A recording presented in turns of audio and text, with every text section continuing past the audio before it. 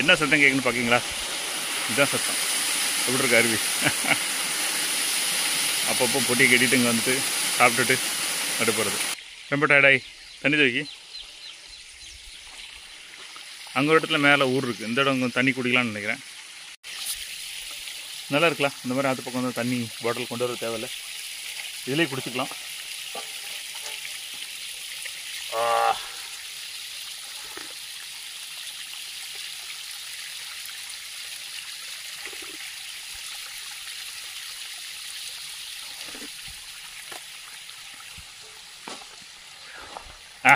போதும், இனி வரும்போது குடிப்போம்.